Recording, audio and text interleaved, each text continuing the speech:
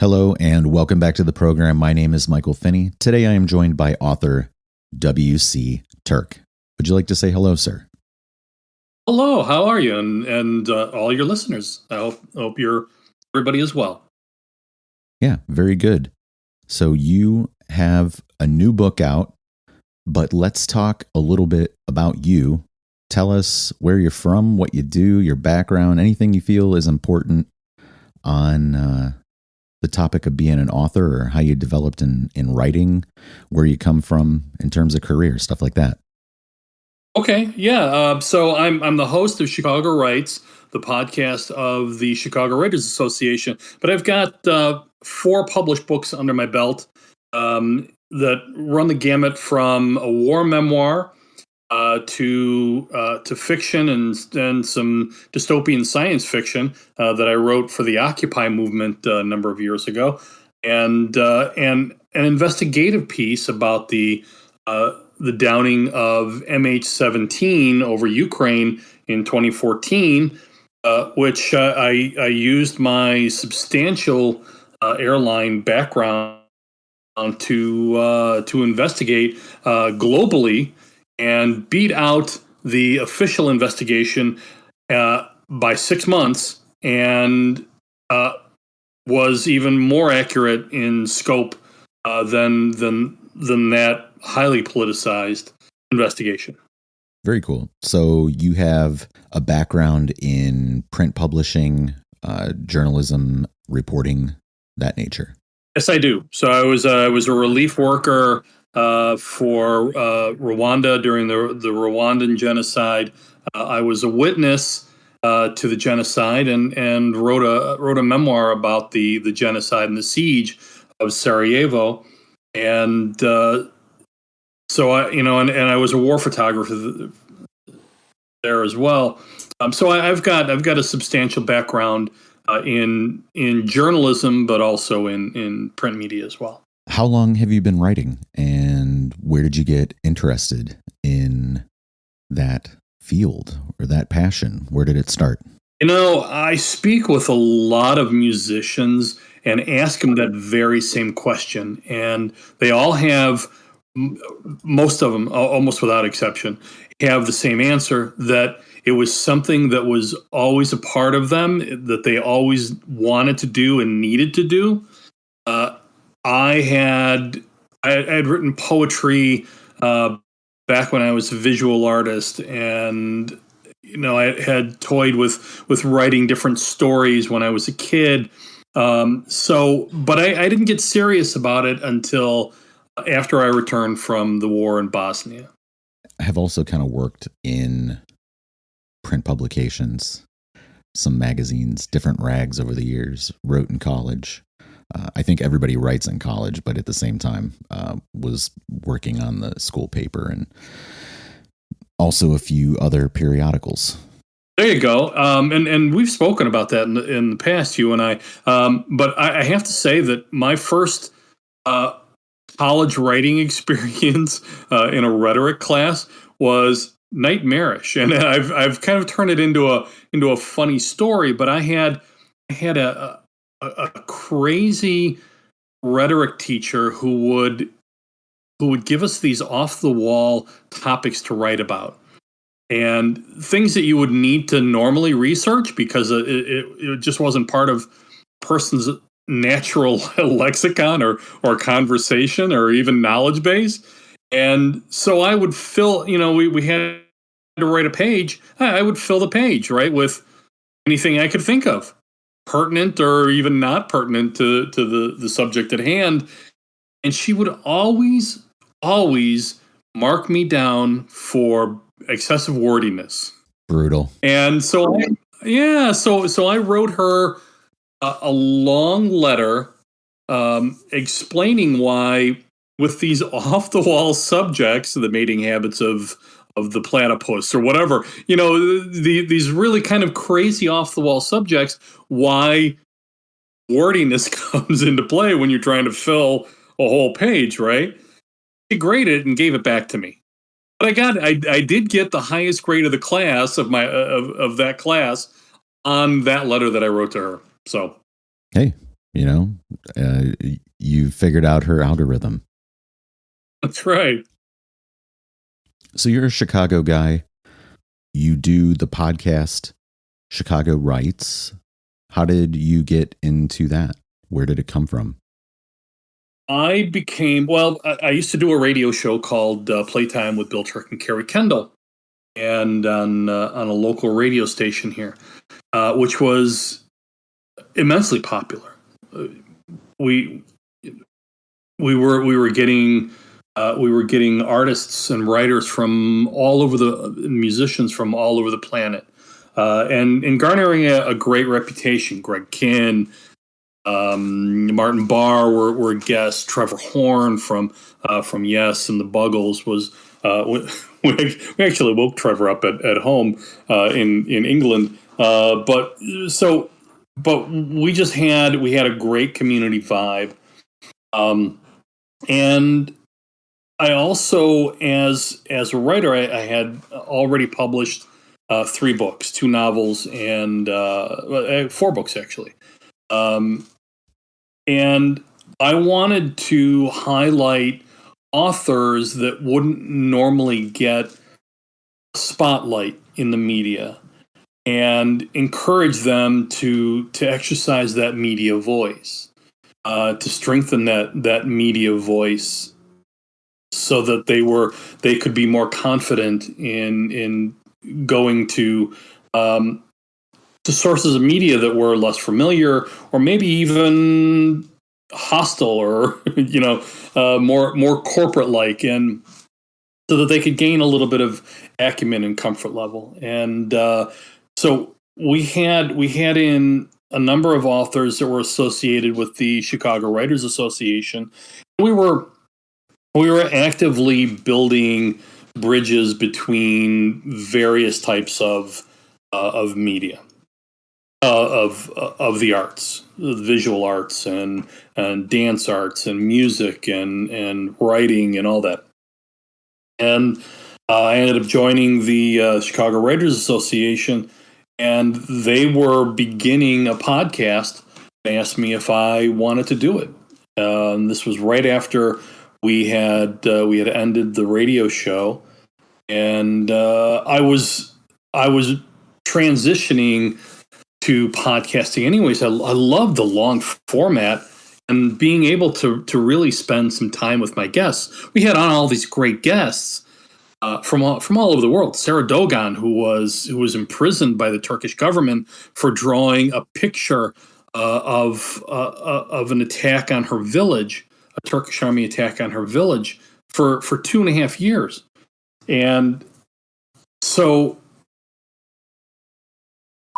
that was I had to cut those interviews short, to a segment or 2 segments.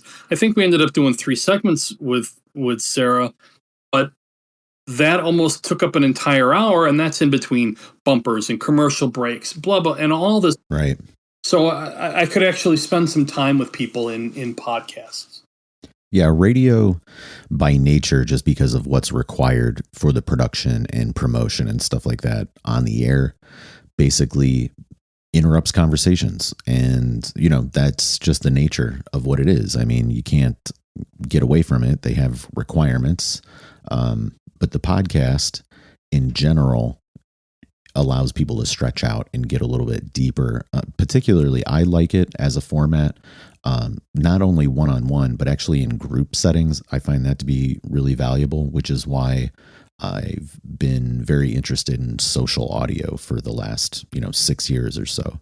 I used to pipe in group chats onto YouTube and Twitter and, a handful of others, and broadcast them basically through OBS, and pulling some of the API components from Discord into OBS so that there were some on-screen visual components. And I think that in that way, it's much more organic and also a little more Socratic than, a structured segment type of setting, which radio requires. I love talking about that stuff in general because I did a little bit of radio over the years, um, and have worked for different media organizations as well. And you kind of have to comply with their scenario, whatever it is. But once you start to do original content, or you start doing series of your own and putting them out, it allows you to kind of stretch out in ways that a platform or an organization doesn't necessarily have the capacity to do. Yeah. No, I love it. I spent 10 years in commercial radio and managed a community radio station here in Chicago. And but there's always there's always those hard breaks and those the limits and the commercial breaks. And then between if you're featuring a musician or a musical artist, you have to play at least some of their music, and even 30 seconds at either side of a segment cuts in substantially to to that 10 or 12 or 14-minute segment, and limits what you can say. And then there's on-air reads, and you have to tease upcoming guests and the next show, and the audience also wants a bit of banter between you and your co-host, particularly the sort of on-air good-natured hijinks that Carrie and I engaged in. Was that they tuned in for that specifically, and the guests were just icing on the cake. And but I can stretch my rhetorical and conversational legs in this medium, and because I feature on my Playtime podcast, I feature a lot of local and national and international musicians. I can play not only their music and highlight much of a new album, but I can also play some of their influences and even go back deep into their histories and pull up some of that foundational music, which is just a magic aspect of this medium. Yeah, in terms of formatting, it just allows you to do so much more. Not only because of the time, but the freedom to basically composite an experience the way that you want your listeners to have it, and that's a great freedom, I feel like. Yep, yeah, it sure is. So let's talk a little bit about your books. We can either dive right into your most recent release, or you can give us a little bit of background on your publishing experience in terms of the other books and how you got to where you are now, whichever you like. I'll cover a little bit about the earlier works. So I mentioned Tragic Fate about MH17, which was released as an ebook. It's still on Amazon as an ebook. My first book was something that I had worked on for a number of years. I had been toying with the idea of putting out a memoir about my experiences in Bosnia, but I set that aside. And both my wife and I, who's from Sarajevo, and we met and married in Sarajevo. Excuse me, two blocks from the front line. Had a sniper come off the line and take the day off to be in our wedding. But we both faced issues of post-traumatic stress from all that we'd experienced. And then, that was also the country was just coming to terms with post-traumatic stress, which for years had been called shell shock or what have you. But after the Gulf War, there was a growing conversation, national conversation about that. So we So to escape the city life here, we were traveling to the UP Michigan and fell in love with the wilderness up there, and fell in love with the Ojibwe spirit that is underlaid through that entire culture. And celebrated, but it wasn't always celebrated. We got some great stories about that. So I wrote a book called Broken: One Soldier's Journey Home, about a Gulf War veteran who returns home. Uh, he was the football star with uh, the all paid scholarship, and then he breaks his leg in the big game, loses his scholarship, and ends up in the army and on the front lines in Iraq. And he faces some significant traumas, psychological traumas from that. And he meets an old man that lives out on this great big island out in Lake Superior called Grand Island. It's beautiful, beautiful wilderness island. And this old man lives in the old Ojibwe ways and claims to be a survivor of the wreck of the Edmund Fitzgerald. So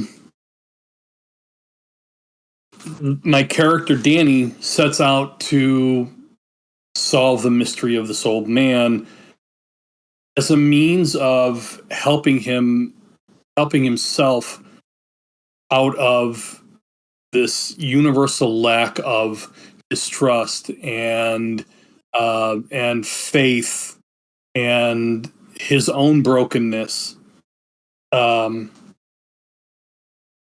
He ends up traveling around Lake Superior to a very real place where a real lifeboat of the Edmund Fitzgerald washed up on shore. One of the few pieces of debris that were found from the wreck shortly after that.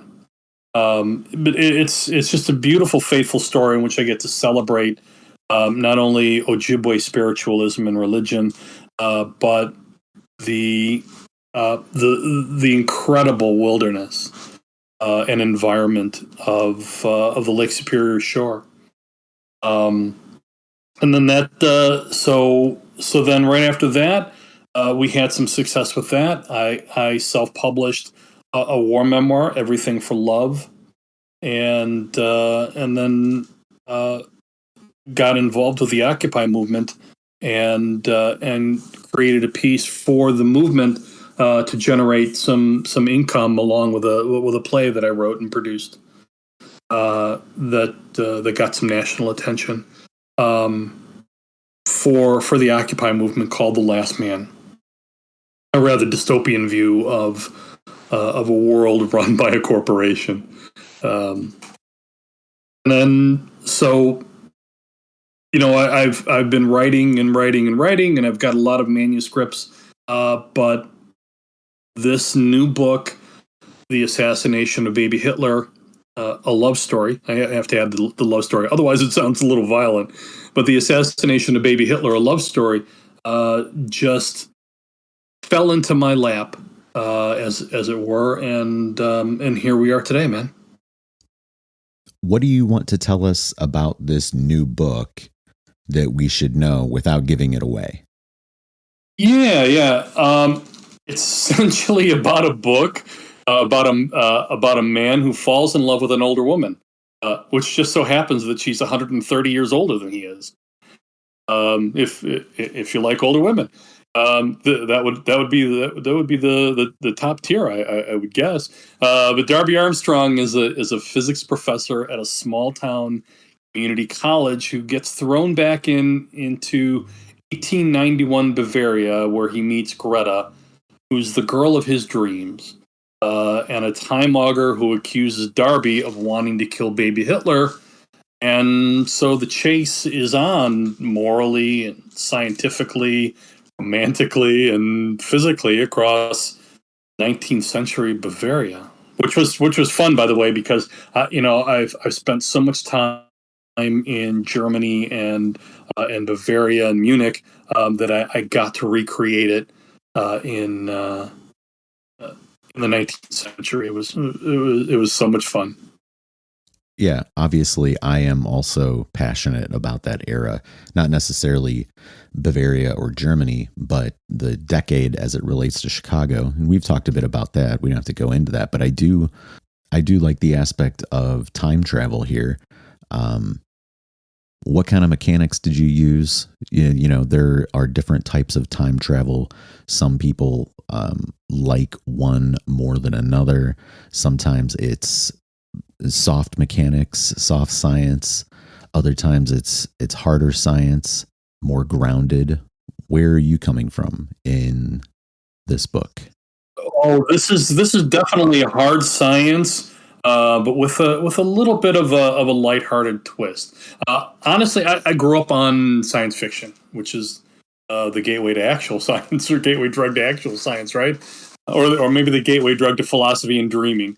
Um, but I think that audiences now are more educated, more better read, more sophisticated, and aren't satisfied with magic rocks or flux capacitors or falling asleep and waking up in a different time. Um, this is this is the real science, theoretical and real, of time travel. So Darby has to, when he finds himself in 1891, he has to use inductive and deductive reasoning to figure out first if this isn't, if he's not unconscious or near death, and this isn't part of that process of dying. And when he comes to a realization, through time and um, through some quantitative reasoning, that this is real, then he begins relying on his physics background to come up with a hypothesis and then a theory as to how he got there and how he can get home. Um, Does he even want to get home after he's fallen in love? he realizes, well, first of all, he realizes that he doesn't know nearly enough uh, about history as he should, and that really it's a whole world that exists, and the people in it are real and have lives and motivations, and the path to the future is not so clear from this perspective as it is looking back, right? Um, and so he understands he doesn't know quite how to live in this time. He might have to if he gets stuck, and he has Greta, but that there's a lot of what ifs that he has to overcome. Now, so you were talking about this decade of the 19th century, where not a lot of monumental historical events occurred, but it was also a time of this great scientific awakening, especially in Western Europe and Germany and France and Switzerland. And so he begins to craft what he might do if he's in fact stuck there.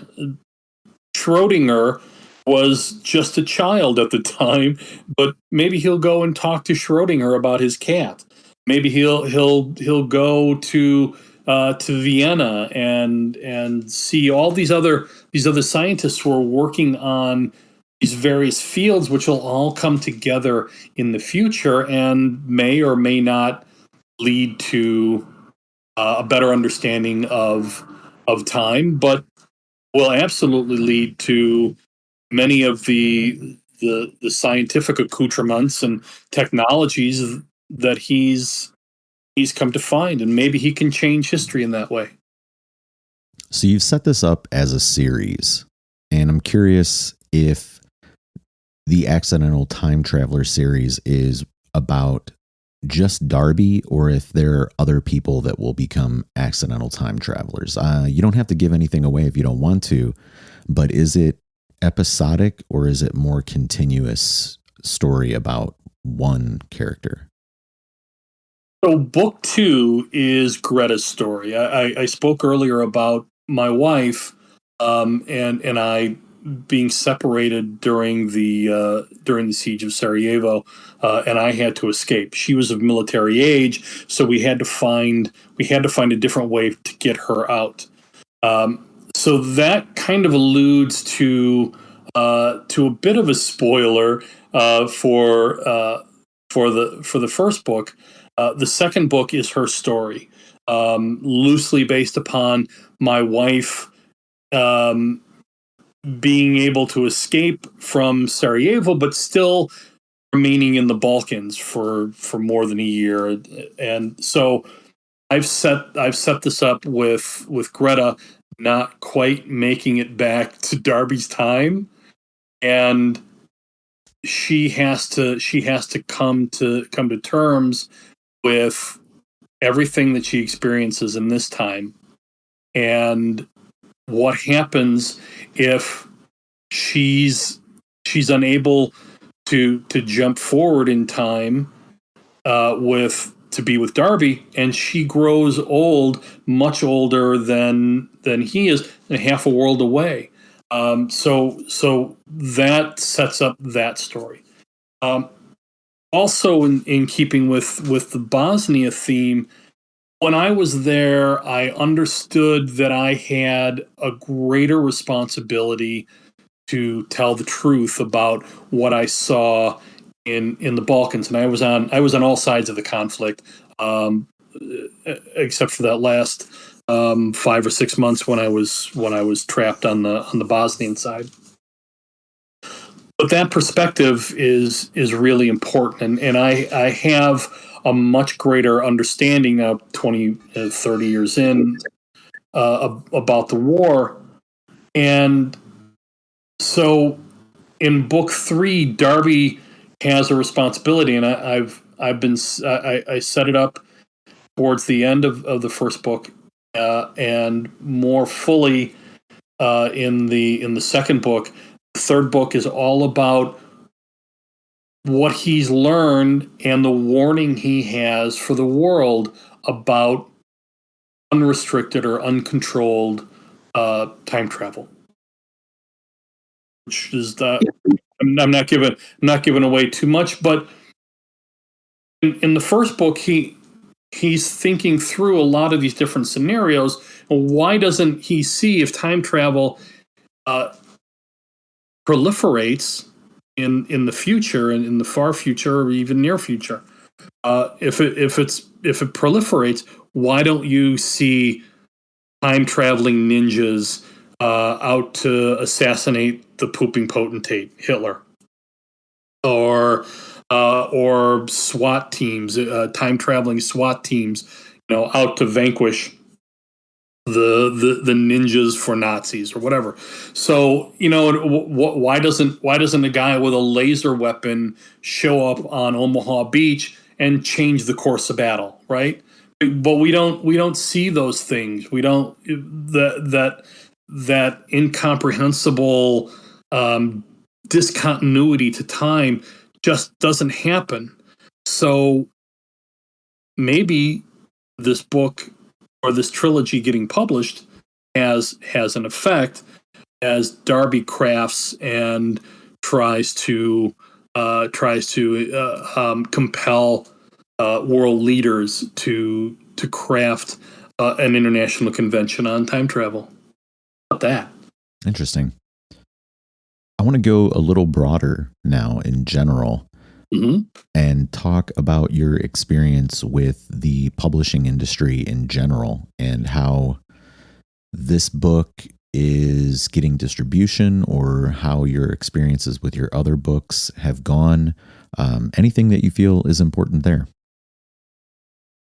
So all of my other books which were self-published, were word of mouth. It was based upon my own promotion and people stumbling upon it and reading the book. So I did very, very well with Broken. I sold big in Germany and big in India. We found out from a trip a few years back to the UP that there were a lot of Indians that came with the book as tourists to this is for Broken, as tourists for based upon the book. They wanted to be so, which just astounded me. It astounded me that a book about the American heartland and something as legendary as the Edmund Fitzgerald would resonate with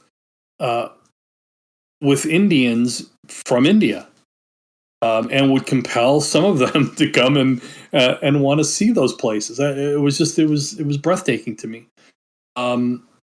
So I did, I posted on Facebook now and then, and I've talked up the books, but that was pretty much the end all and be all of my marketing strategy for those first several books. Whenever there was something about the war in Ukraine that was pertinent, or Hunter Biden, because I had a chapter about Burisma and Joe Biden. This is back in 2014. In a tragic fate, that I would post the book and get a little a few hits here and there. So this book is the first book with a traditional publisher. It's Renegade Press LLC out of Appleton, Wisconsin, and a great publisher named Dan Davies. It's a small boutique publisher, but it's perfect for me. I got to edit the book and write the book and say in the book precisely what I wanted to say. And I had control over the cover and the editorial aspect of that. So there's some give and take there, right? What I gained in the editorial rights, and I lost a little bit in the amount of money that Renegade Press can throw at book promotion. But they've done a really nice job and tireless job of promoting the book so far. So because of their promotion and their strategy, we hit number one in Gilded Age Romance in the in Amazon for the ebook, and number 3 in alternative history, and then we were in the top 50 for a while, new releases. So I'm just thrilled and overwhelmed by what they've done for the book so far, and it's still generating some decent interest on the web, on Amazon. So then May 20th, the paperback book comes out, and then on June 6th, the 80th anniversary of D-Day, the audiobook comes out, and I'm really, really proud of that as well. And you're working on the audiobook yourself. Yes, yeah, and I think people will just be knocked out about it. So I've taken a page from you, Mike, where you've produced some work with an audio component, or with a sound component, sound effect component behind your spoken words, and so there's a little bit of immersive sound in the book, just these tiny little accents, but I think it really makes for a really powerful audiobook. So I'm very excited about it. So I hope that answers your question. Yeah, for sure. You did the reading. I'm glad to hear that you're making it a little more immersive, dynamic with sound effects or music or all the things that you're placing in there. Well, so there's this aspect of it. There are programs, AI programs that you can feed your book into, and within 20 minutes or so, it'll generate an audio book. Mm-hmm. I don't know. First of all, I'm a theater guy, so I'm very big on energy and emotion. And I know how these characters think, and I know how I want them to sound and react. Right. So there's that emotion, that syntax that is all important to a character and how a character will speak. So it's not just an up and down motion based upon an exclamation point or a question mark, but it's really emoting, even chuckling through a few words. So it's adding that really true human quality, not only to the larger narrative, but to the dialogue and the conversation in that. And I think that will resonate very strongly with the audience. Well, no one's going to know the context like the author, right? Precisely. Though, I do obviously use AI quite a bit across the board, all kinds of different tools and stuff like that. And I find it to be useful to a degree. There are some platforms that are better than others, but at the same time, you have to really work at them. And in some cases, it might just be easier just to do it yourself. And instead of continually prompting and trying to dig out of the algorithm what it is that you're looking for, it might not have enough metadata to make that connection for you. Yeah. I couldn't agree more. Absolutely. No, I think this is the time when we really need to define before AI gets too far out of reach. And I'm not talking about some destructive or all, but before it gets too out of reach of the ability for people to comprehend that people are behind a lot of this creation, right? So by asserting this in the audiobook, I'm also making a statement about the necessity for the human voice. Absolutely. Cannot agree more.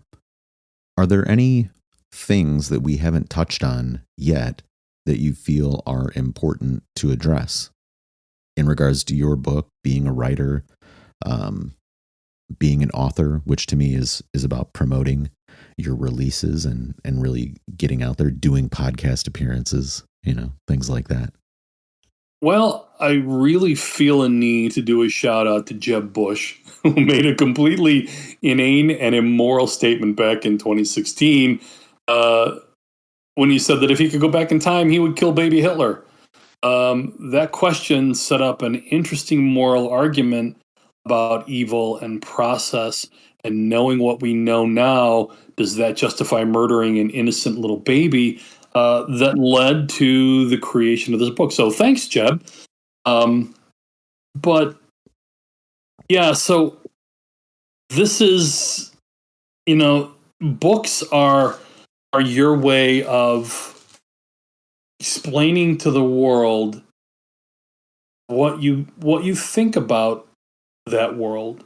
But even more so, and this is the reason that I think that AI can never really truly take over for the human voice, is that every single piece of literature, every single work of art is ultimately about love and the assertion of love, or the importance of love and loss. Uh, and until a machine is capable of of that love, I don't think that will ever truly be replaced. Well, WC, I appreciate you taking the time to hang out and talk, promoting the book, The Assassination of Baby Hitler, getting a little more background on your career and different projects that you work on. You keep busy, for sure. We have a lot of overlap and similarity there. Yes, sir. Thank you so much. It was such a pleasure speaking with you, Michael. Absolutely. As always. Yeah, absolutely. Yeah, this is maybe the third or fourth time we've talked over the last few years. So I'm glad to be able to return the favor and bring you in. Yeah. I can tell you, when I was in radio, I wish I had those pipes, man. It's all the microphone. It does all the work.